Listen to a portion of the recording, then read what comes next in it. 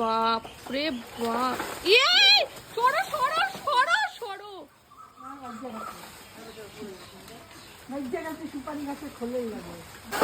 আরে বাপরে, মোচাটার অবস্থাটা দেখ, এত বড় মোচা।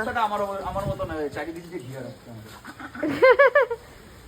মোচাটা অনেক বড়, তোমার কলা বের হয়ে গেছে এখান দিয়ে। কলম কবে পড়ছে মোচা? হ্যাঁ অনেকদিন আগে কাটা দরকার ছিল। আলু কি হয়েছে? আর আমি আসবো না ওদের বাড়ি। ও ছোট মা, তোমার বাড়িতে বলে আর আসবে না? কি করো ওরা খাটায় বৃষ্টির মধ্যে, তাই কি করে আসে? তাইলে মিষ্টি কথা কথা বলে ডাকে যে আসো জাইম্বু, একটু আসো, ভাল লাগছে না, আসো। আমি ভাবি হয়তো আমাকে অনেকদিন আমার সাথে কথাবার্তা বলে না, তার জন্য ডেকেছে। কিন্তু ডেকে যে এরকম করাবে ওর উপর প্ল্যানিং করে। ওর পর আর ও তুই আমার বরকে প্ল্যানিং করে খাটাস বুঝু?